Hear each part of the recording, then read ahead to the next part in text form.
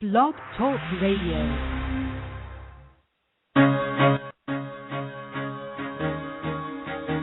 Carol the Coach. Sex, love, and relationships. We talk about it here. Carol the Coach. Compassion with contemporary relevance. I am a psychotherapist. I can be your personal life coach, and I can help you with your issues. There are no problems too small or too big. You can talk about anything. Speaker, columnist, radio TV host, and commentator. Carol the Coach brings messages of wellness and empowerment within reach of everyday people every day. Almost 5 years ago, I lost my soulmate in an accident. He was killed in a plane crash. Life just, for me, has seemed to stop. There are groups all over the city. I teach one. It is a specific way to start thinking so that you shift how you see the world, which then shifts your energy, and then you feel better and you actually see things differently. Carol the Coach, always available too at CaroltheCoach.com. Now, I've got Russell on the line. I'm 47 years old. I'm a truck driver. I'm married. I have a wife in San Francisco. Okay. I haven't been home in 6 months. My thing is, I don't know if I have a sex addiction or what the problem is. Why do I want what I can't have? And as soon as I can have it, I don't want it anymore. You're right on target when you say, I don't know if I have a sexual addiction. Well, guess what? Yes, you do. And you know what? That's my specialty, Russell, so you're at the right place. Continue. I meet women online, and I'm in a different part of the country. I travel all 48 states, so I love sex. I hear self-esteem issues. You never felt good enough, and you didn't feel like you were getting what you should have then, and you're reenacting that now. Do you want to change that about yourself? You get what you need. I got an interesting email this week. He says, thank you for taking my email in question. My girlfriend and I listen to you on the radio, and she respects your opinion as I do. So here's the question. I've been separated for 9 months. I'm working on a divorce. Is it okay to date? I believe it is. But she's not comfortable with being around people who know my divorce is not final. Can you help? He kind of answered it when he said if she's not comfortable, it's not a good gig. And Pat, you have some questions about dating? I am 58 years old, and I've been divorced for years. I was watching the Oprah show the other day, and they were talking about sexual desire. How does that factor in if you're after menopause? Obviously, being postmenopausal, you aren't going to have the same pheromones, but then the men you're probably going to be dating, they're not going to have that need to mate with you, for children. How do you feel?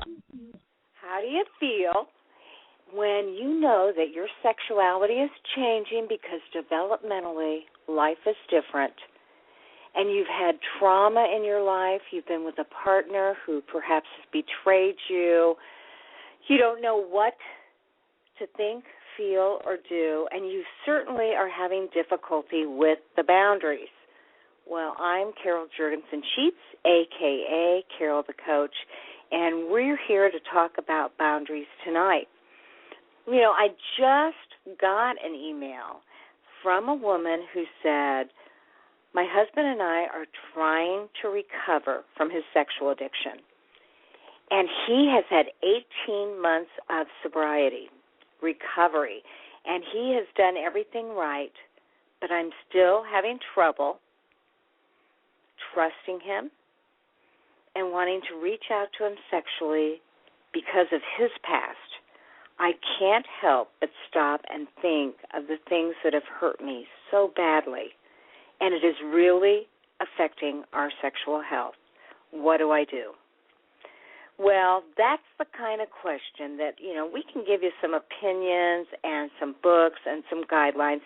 If you were with me last week, you know that we had on the show Drs. Bill and Ginger Burkhaw, who did a couple's guide to intimacy, how sexual reintegration therapy can help your relationship heal. And that was a wonderful show. It talked about different exercises you can utilize, not just to build up a sexual relationship in terms of techniques and mechanics, but how do you rebuild that trust? Well, tonight we have a specialist and her name is Dr. Barbara Steffen. She's the president of a group of treatment professionals and industry leaders in the field, all dedicated to treating the trauma experienced by partners of sex addicts. Now, we've been doing a lot of focusing on partners of sex addicts because you've heard me say before, in some ways, they are in more pain and trauma than the actual sex addicts. I mean, this isn't a competition, so I'm not saying that sex addicts don't have their own host of problems and areas of pain, but partners of sex addicts oftentimes don't know where to focus because they're feeling so much trauma, uncertainty, and confusion.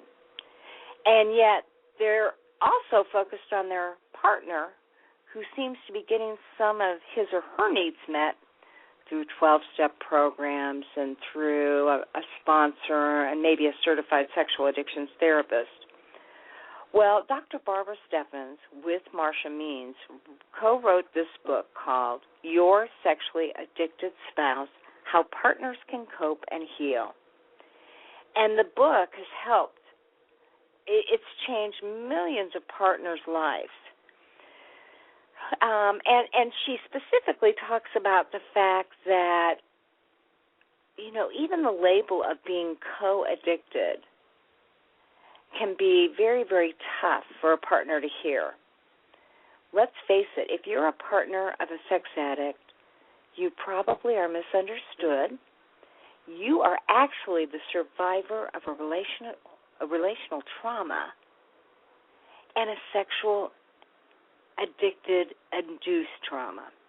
And so Dr. Barbara has made it her mission to educate and orient people, clinicians, so that they can actually go out and work with the partner and do the partner justice. And so she has this organization called APSATS. APSATS is the first and only organization that specializes in the preparation and certification of partner specialists. And it provides training and certification of certified clinical partner specialists and certified partner coaches. And these people are trained in the developing treatment model that acknowledges and responds to the traumatic stress found in partners affected by sex addiction. So if you're listening to the show, if you're a clinician, you'll want to listen further to see what this certification is all about. If you're a sex addict, you'll want to find out what is your partner dealing with. You know, so much of the work that I do with sex addicts has to do with developing empathy. And when I say developing empathy, I mean that as an addict, you have spent so much time being self-absorbed, and maybe even, and this is not meant to be negative, but maybe even selfish in terms of your own addiction. You know what I'm talking about. You looked for and stole opportunities to follow through with your addiction. You disengaged and disconnected from your family, from your partner, from your kids. And unfortunately, the partner knew something was wrong, may not have known what, or maybe she slowly or he slowly discovered what was going on by looking at your history on the computer or finding receipts from things that she had not participated in, hotel rooms, gifts, dinners, lunches, that kind of thing. So she knew or he knew what was going on, but didn't know how to address it, how to stop it. Well, let's face it, the partner can't stop it. What a partner of a sex addict needs to do is create his or her own boundaries, his or her own bottom line behaviors. And, you know, I was talking with a group member today, and he said that his partner had read in one of his books that he had not actually answered anything in the book, but he had underlined something that said, sexual addicts that are women are very different from sexual addicts that are men. And that sexual addicts that are women are seen as being relationally based, whereas sexual addicts that are men are just considered testosterone-laden. And this triggered his wife because this man had been with a female sexual addict. And so when he underlined that statement, because he said, this was really fascinating to me, she assumed that he had underlined the statement because he was thinking of his ex-partner. And the group did a fabulous job of confronting him and saying, you know what, we know that you're saying that you absolutely were not thinking about your affair. But most of them were able to say, hey, either A, if it were me, I'd be thinking of my affair, or B, what we notice about you is you're smiling, you're justifying, you're rationalizing, and you're not empathizing with your wife, who obviously felt triggered by you underlying that. And, you know, underlining a sentence for most people is no big deal, but that's the kind of trauma that a partner can feel if all of a sudden it seems like, oh, my gosh, he's thinking about her again. And this is a man who has really good recovery. When I told him, I want you to go to 90 meetings in 90 days, he did it. And he started feeling the confidence of, hey, this is exactly what I need to stay recovered. And, you know, he's been working really, really hard. But this addiction means that people go in and out of denial. And the group wondered if maybe he wasn't in denial. You know, he doesn't want to necessarily be thinking about her, and so it's easy to say, I wasn't thinking about her, when in actuality he might have been thinking about her. Does that make sense? Well, listen, if you have a question for me, I would love for you to give me a call at 646-595-3284. As a matter of fact, I want you to put that in your phone so that when you listen to me every Monday night at 9 p.m. Eastern Standard Time, you can just key in Carol, the coach, and it will come up 646-595-3284, and you can ask me anything you need to anonymously. And or you can always email me at CaroltheCoach@AOL.com. I'll be more than happy to talk with you about your issues and answer your questions. If you want to be super anonymous, just send me an email. And every week that I get an email, I always answer it the following show. So if you send me an email tomorrow, well, you won't hear about it next Monday because that is Memorial Day, and we're going to be doing a replay of a very popular show. But you'll hear about it the following week. You'll hear what my response is to that email. And oftentimes I email you back and share my information ahead of time, too.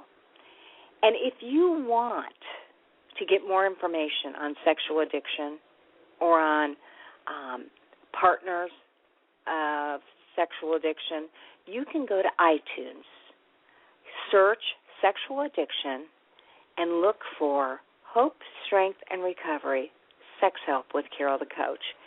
And on that, under podcasts, and when you do that, you're going to be able to download, I think it's almost 60 shows that we've done where I've interviewed the experts, people that absolutely know exactly what they need to do to help someone who is in some way touched by this addiction. Unfortunately, this is an addiction that's very, very shame-based. All addiction is. If you've got a drug addiction, an alcohol addiction, if you overeat, overspend, if you gamble, or, as I indicated, if you have sexual compulsivity, you feel very, very shamed, and you may not know the right places to go. Who really has the expertise in this? You know, I was working with an addict who was very compulsively looking at porn, and he and his wife went to a counselor, and I'm sure this was a well-meaning counselor, but they were told to just relax and enjoy pornography. This person had no expertise in how do you assess for sexual addiction, what is compulsive, how has it destroyed one's life, and so this counselor was giving misinformation. And so that's why it's so important to get certified. And you can go to sexhelp.com, key in your own zip code, and find out who is the closest certified sexual addictions therapist available to you. Now, this is a new and upcoming field, so I tell you, that's why I'm really excited tonight to be interviewing Dr. Barbara Steffens, because more and more training and certification is occurring in specialty niches, and she has really made it her mission to educate and help clinicians who are working with partners who love sex addicts. So, Dr. Barbara Steffens, welcome to the Sex Help with Carol the Coach show. How are you tonight? I'm great. So, fantastic. Boy, you have really been working hard. I always say that we are all somewhat pioneers in this field because it is relatively new. And you have made it your mission to help sexual addicts and their partners, especially the partners and clinicians who are working with those partners. Tell me a little bit about what made you decide to go this route in the field of sexual addiction. Gosh, I guess probably the most thorough and honest answer is that looking at the field of sex addiction or even partners of sex addicts was never anywhere on my radar screen when it came to my work as a clinician. I was a therapist, happily tooling along, doing general mental health and crisis intervention and working with women. And there was a crisis in my life. And out of that, trying to figure out what in the world just happened with some sexually compulsive behavior in my marriage, and then trying to find resources for myself, I found that at that time, which was about 16, 17 years ago, there was very little. And what was there didn't seem to describe my. And so that led me on a path. What I tell people is my first foray into helping partners is when I asked a friend of mine who was running groups for men, where's your group for partners? And he said, Barbara, when are you going to start it? So that's how it happened. And then once I started, just slowly over several years, it became more and more of my day-to-day focus. So I to do some research on partners that then led into dissertation and then a journal article and then a book for partners, your sexually addicted spouse. So it's been quite the journey. Well, absolutely, and I was talking earlier about that book and the fact that it really is a staple in today's field. And again, that book is called Your Sexually Addicted Spouse, How Partners Can Cope and Heal. So you figured out through your work and your own personal journey what were some things that a partner could do to heal his or her own self. And primarily, you started out by working with females. Is that correct? Correct.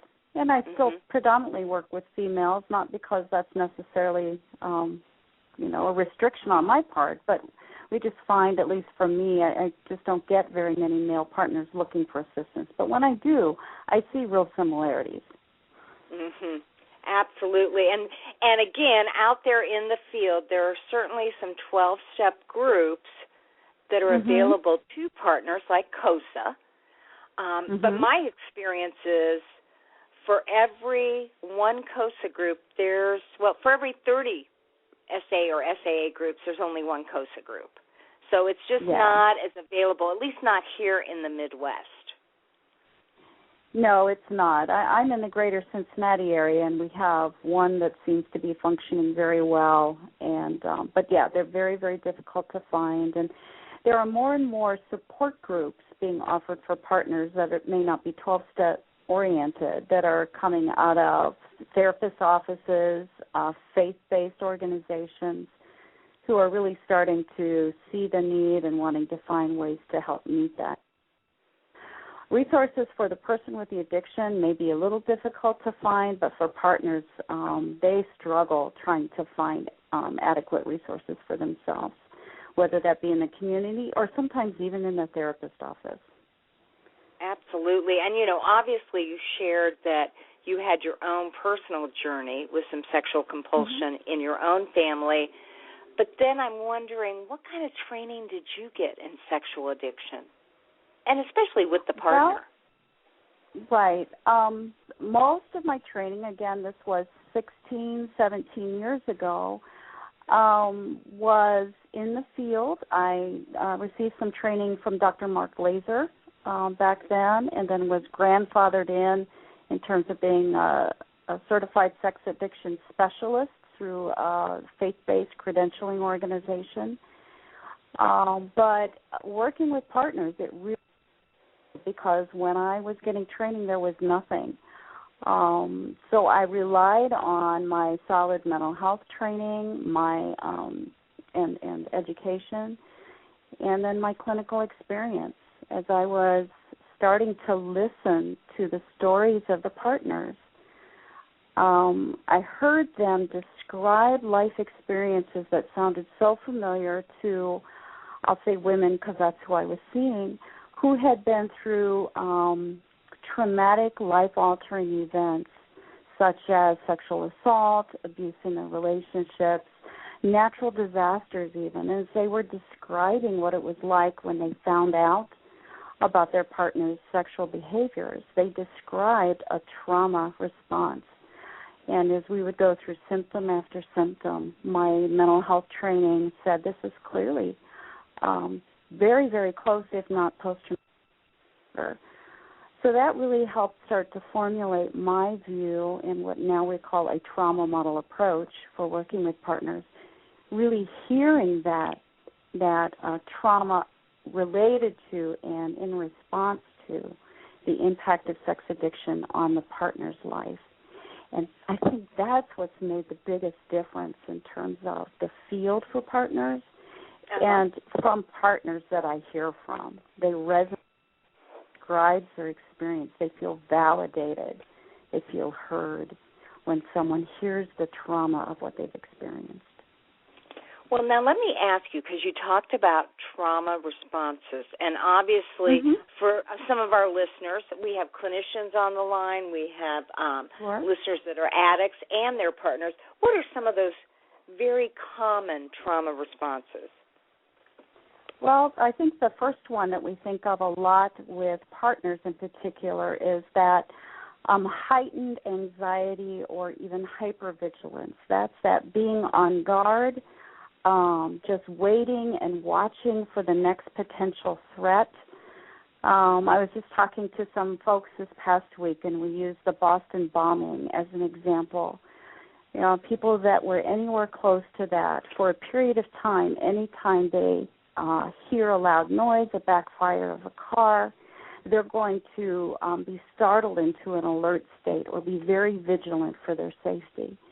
And we find that with partners as well. All they have to do is maybe have their spouse come in an irritable mood that now they associate with when they were acting out. And so that irritable mood can cause some hypervigilance and caution. What's going to happen? Am I safe right now? So that hypervigilance, watching the environment, looking for threats out of a desire to stay safe or to know if danger is coming. So that's the one when you think of a partner maybe checking on a computer and a wallet, walking into a public place and scanning the environment for potential threats. That's what trauma survivors do. They look for where is the danger. We also see re-experiencing. Yeah, and that heightened anxiety can look like heart palpitations, sweatiness, inability to sleep, checking and rechecking and rechecking. Yeah. And even sometimes some of the same parallels with the addict. You know, oftentimes the addict says, okay, this is the last time I'm going to look at porn, and then they find themselves compulsively looking at it again, even though they promised themselves they wouldn't. And the same thing is true with partners. They say, I am not going to check his phone anymore. I'm not going to go to the Internet and look at his history. And yet they find themselves doing it after they promised themselves that they wouldn't. Right, and after they recognize that it's not really getting them what they want, and what they want is a sense of restored safety. They want a return of feeling secure in their environment, and so that's why the behaviors. So what we do is we talk about, okay, if that one's not working, what can you do? What are the things that you have control over to help yourself start to feel safe again? And that's where we talk about boundaries and being able to say no, or really digging into feeling strong and empowered themselves, leaning on strong, healthy relationships. So just really shifting that focus from trying to feel safe around the addict's behavior, which, you know, they don't feel safe themselves, so how can they help their wives feel safe or their spouse feel safe? So they go to other places.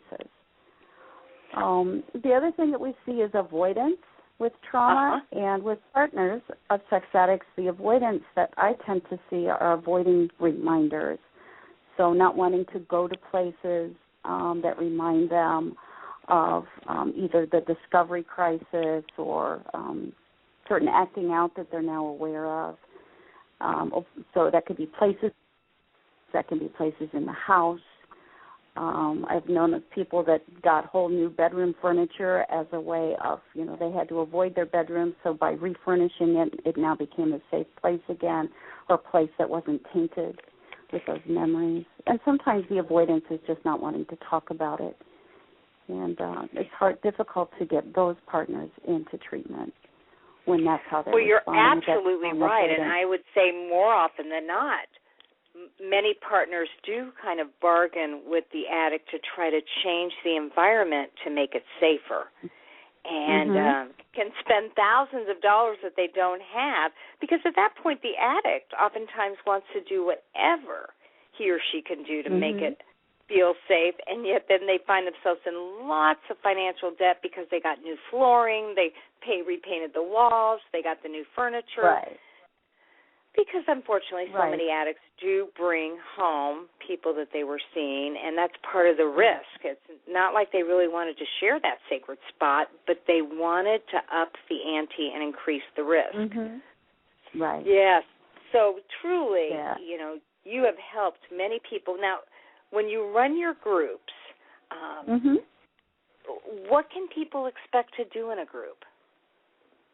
Well, I run coaching groups, because I'm also a board-certified coach, and so I do some telephone groups. And what in my groups, what they can expect is support, information, empowerment, safety in the group in terms of, you know, confidences, hold things private and confidential, and then focus on themselves.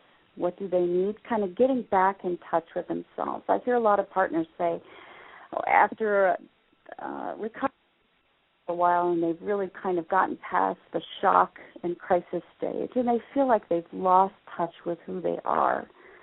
So I find that partner coaching is really helpful to get them back in touch with who they are, what they want for themselves, their values, and so they're making decisions based on those things rather than out of fear. And I find that to be really empowering. I've also done some face-to-face groups, which are more process-oriented, talk about what's going on and focus on their experiences, their emotions, and help them find ways of calming and finding safety in themselves.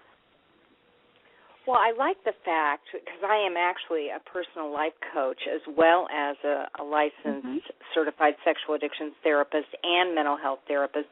But, coaching in some ways takes away some of the stigma of thinking that there's something wrong with you. So I like the fact that you spend time coaching the partners so that they can actually feel better about some of the decisions they're making, because it is very difficult for them to know what is my own insecurity versus what is my own gut telling me about my own boundaries.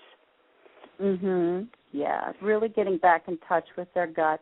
A lot of partners have learned to distrust their gut over the years, because while the addiction was active in their behavior, many times the partner will have this gut instinct, something's wrong. They'll go to check it out, and they get reasonable responses or explanations for, why they might be experiencing what they are. So they then tend to not trust their perception. So in coaching, we really try to help them just get back in touch with the strengths that they have and the wisdom and knowledge that they have about themselves, and then to learn to listen to that and act on that again in healthy, respectful, appropriate ways in their relationships.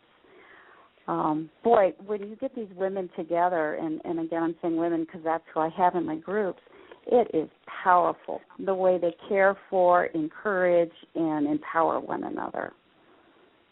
It's a lifeline, I think, for a lot of the ladies. Obviously your book gives a lot of helpful advice in terms of those boundaries and self-care and trusting not only your head and your heart, but also your gut. And that book was written in 2009? Correct. So that is Your Sexually Addicted Spouse, How Partners Can Cope and Heal. And you co-authored that. And out of that is Marsha Means. And out of that came your desire to start.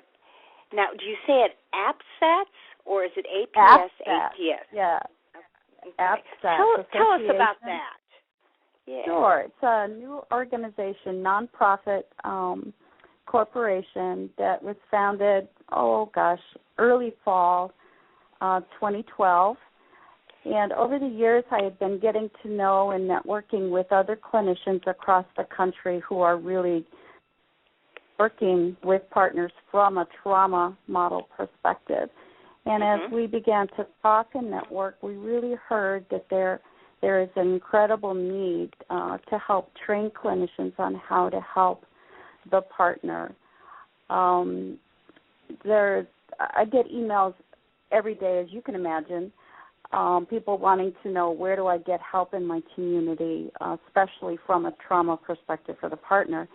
And it's really clear that even people trained in sex addiction treatment, such as yourselves, other clinicians, get some training in helping the partner, but sometimes just not adequate or not quite enough experience. So we thought it was time to really establish a specialty for those working with partners of sex addicts.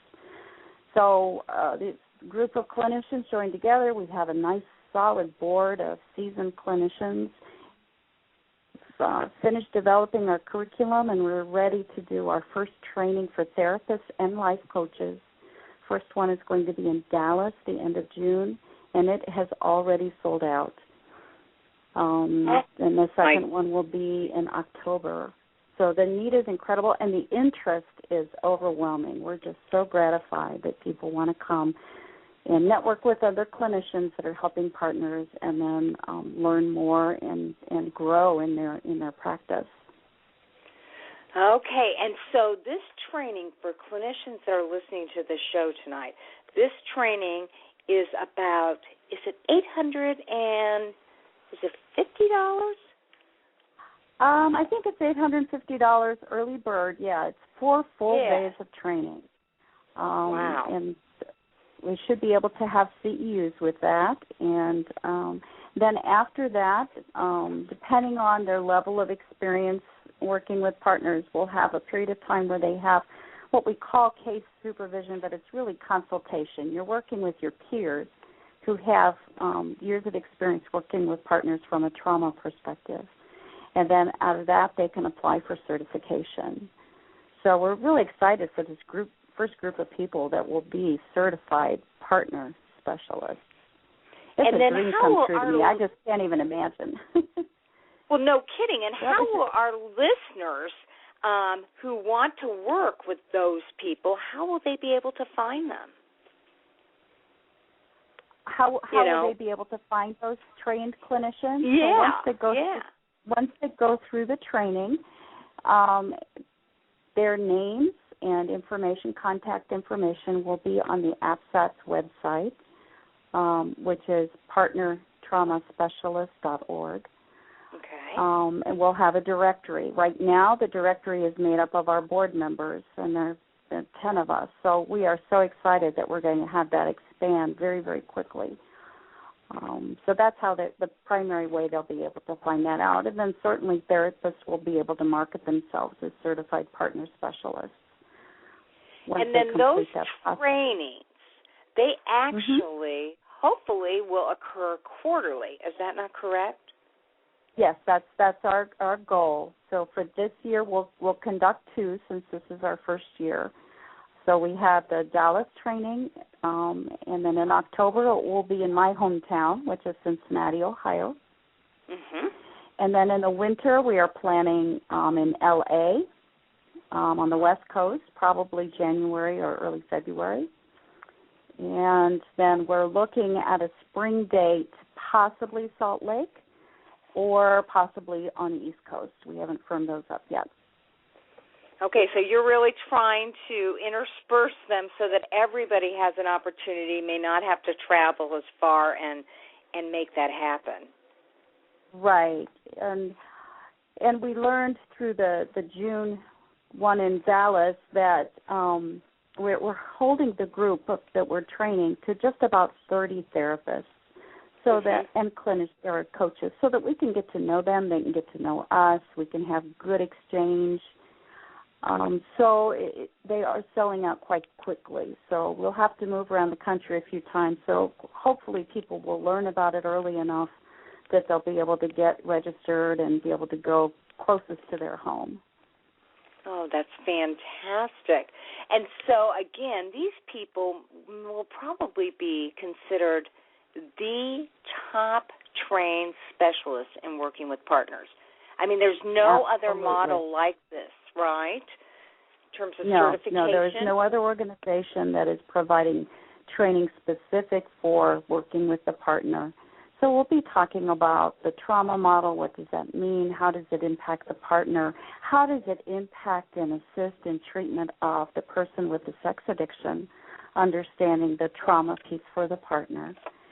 And then also understanding and starting to work with how that trauma within the partner and within the person with the addiction then plays itself out in the coupleship. And so how we can also help the couple when they're experiencing this trauma after that crisis of discovery.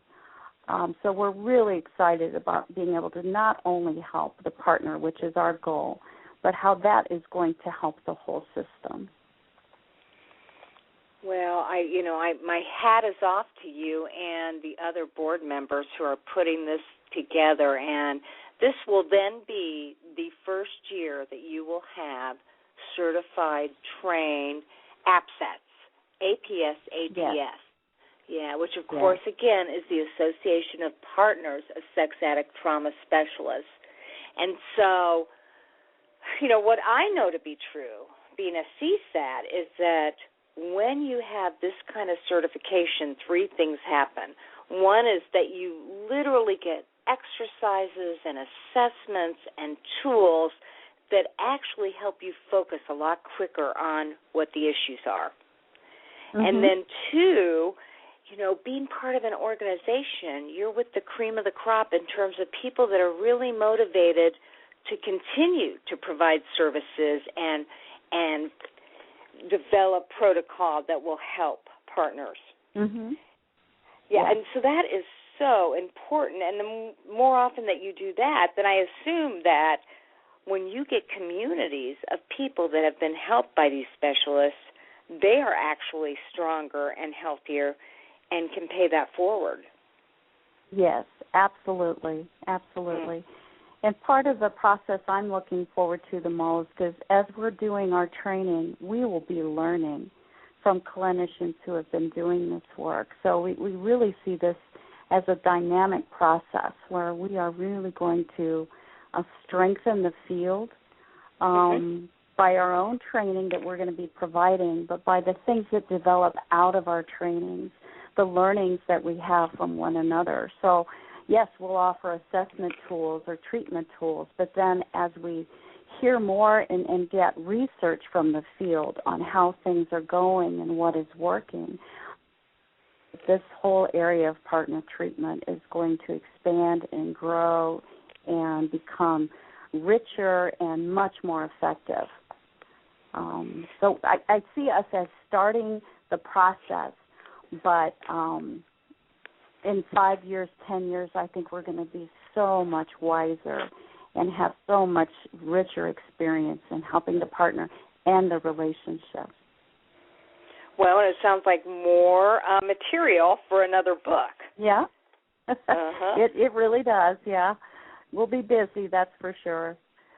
And I'm plenty busy. I say I'm in a grandmother mode right now. I'm a grandmother. I have a 2.5-year-old, almost 3-year-old grandson, and it's really gotten me in touch with that process of grandparenting. So when I think about this APSATS organization and partner trauma, I think of, okay, I'm kind of like the first generation, a partner specialist, where that's really where I'm zeroed in. And now there's this other level of clinicians who have kind of responded to what we started to talk about when we published your sexually addicted spouse. And that's kind of the second generation. And now this third generation I'm going to see as my grandkids, who are going to take this stuff and as they help partners and people with sex addiction and the couple and advocate in the community around this issue. We need so much more education in the community. Well, and I love the fact that you do this around trauma because truly my experience is that almost every partner I have ever worked with does experience the sexual addiction as a trauma. I mean, it really does affect them bodily, psychologically, spiritually, emotionally. And so when it's trauma-based, then you're recognizing the seriousness and the scope of the problem, and that nobody should feel bad about describing their symptoms. How do you get your referrals? How do I get my referrals? Mostly through word of mouth and because they have stumbled upon or been encouraged to read your sexually addicted spouse. In my community, my caseload is word of mouth, but I get emails and calls from everywhere across the United States and from other countries now. So for those, I can't do the clinical work with them, but I may provide some consultation, or for some we can do some coaching depending on where they're at. But I've developed relationships with clinicians in my town and have good reputation. So I'm as busy as I want to be. I hear that. Now, for people out there that are listening, and obviously they're thinking, gosh, I would love to utilize somebody who's specialized in this field, knowing that these people are now just being certified, what bit of advice would you give someone who feels traumatized by their partner and is just now beginning therapy? I would encourage them to take the risk of speaking that to their therapist. If they find a therapist, a CSAT, or someone through another credentialing program, if they understand the dynamics of sex addiction, I think that's best. And then they can speak that, maybe help about trauma. I hate to think that consumers have to take on the responsibility of educating therapists, but sometimes, consumers have to do that. And then advocate for what they need. Sometimes in some communities it's very difficult to find someone that truly understands sex addiction. And so then with partners and trauma symptoms, I encourage them to locate someone who understands trauma, relational trauma, and those people can help them with some of their trauma symptoms. And then maybe consult with or do coaching with someone that understands the sex addiction piece. For a lot of partners, it's kind of a hybrid deal. They have to piece together what they need. But taking on that role of taking responsibility for their own care, I think is empowering. So I always encourage women to just keep working at finding what they need.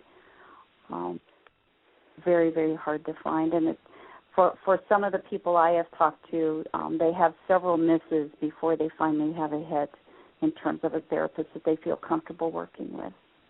So don't give up. I know. I was just sitting here thinking, okay, so I'm a person who is just beside myself with emotion, and my partner, I've just discovered the whole thing, and I don't know what to do. Yeah. And you said, find somebody who's good with trauma. So how would I go about doing that, since I'm just the average housewife or executive or, bank teller who has a family to raise? Right.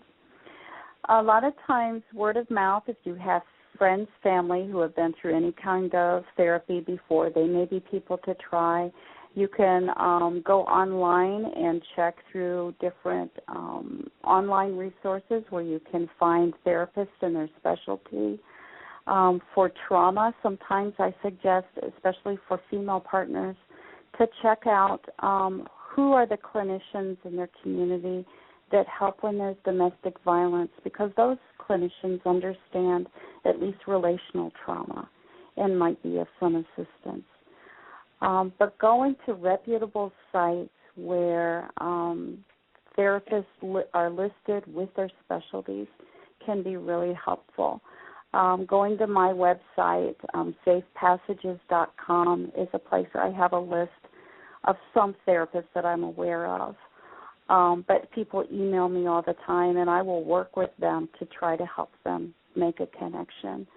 I know a lot of partner coaches will do the same. I've seen on your website you have a lot of resources. So it's really just taking the risk to take a step out there and start to look. But with caution, because if you're looking on the Internet, you can find all sorts of things. If it doesn't quite feel right, move on and keep looking for something that meets your need. But sometimes you really need an advocate, and that's where a coach or a consultant can really be of assistance. Well, and you've been, even in your book, you talk about the fact that, unfortunately, there are some clinicians who actually do more harm than good because they don't understand about trauma or sexual addiction. And so they actually cause further trauma to the client. So one more time, list your website so that I can put it on my website as well as give that to others if anybody sends me an email or gives me a call. Okay. Well, the website for my private practice is www.safepassagescounseling, all one word, .com, and it's passages with an S. And on there, under resources, you can find links to good online resources as well as clinicians. Got it. And then the app, that website is partnertraumaspecialists.org. Okay, partnertraumaspecialist.org. Correct. And then last but not least, if people are interested in getting your book, because it was one of the first in the field, and again, that is called Your Sexually Addicted Spouse, How Partners Can Cope and Heal by Barbara Steffen. And her name is Means. Her first name is? Marsha Means. Marsha Means. So how might they pick up your book? Probably the easiest way is to go to any online bookseller.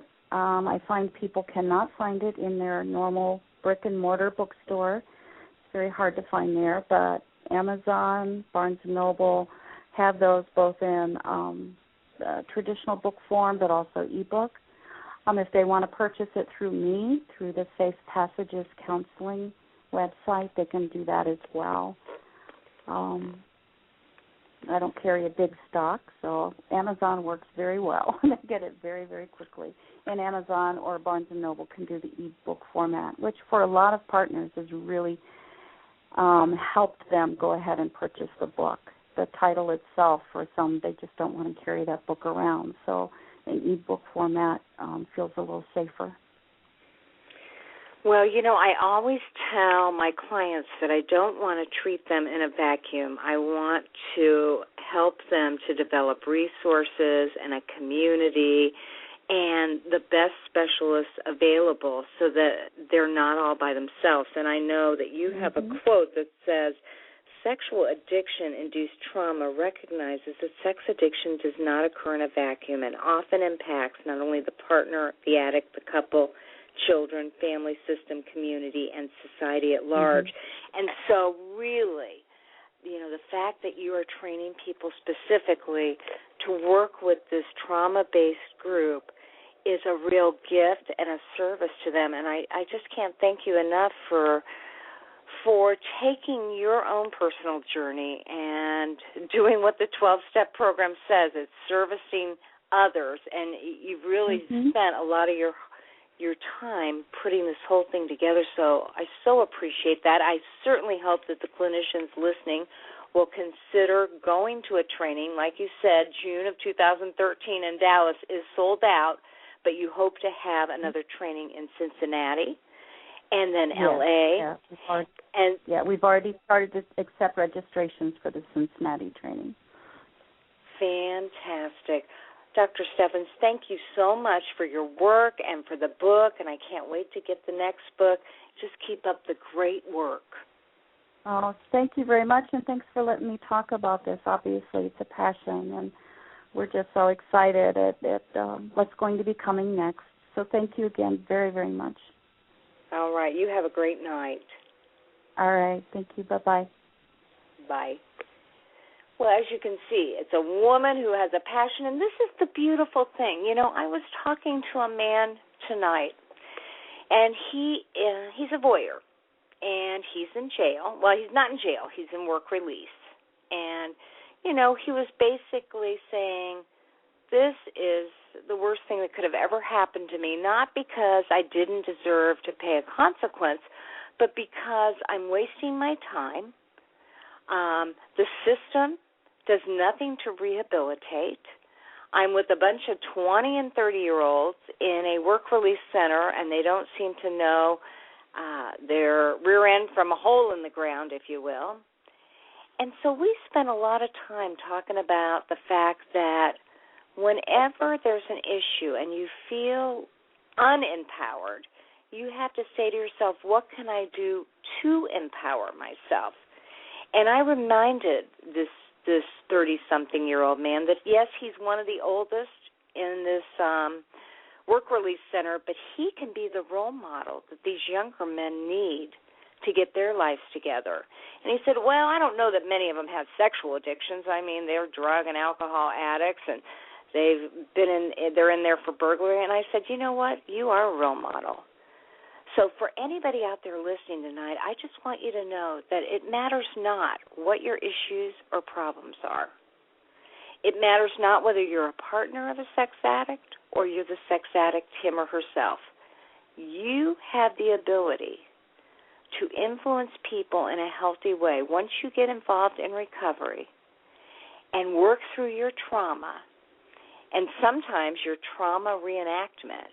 One of the things we know about partners and addicts together is that they get magnetized to people that create more trauma in their lives, and then they reenact the same trauma they experienced in their teens, in their school-age years, and even in their very young age group.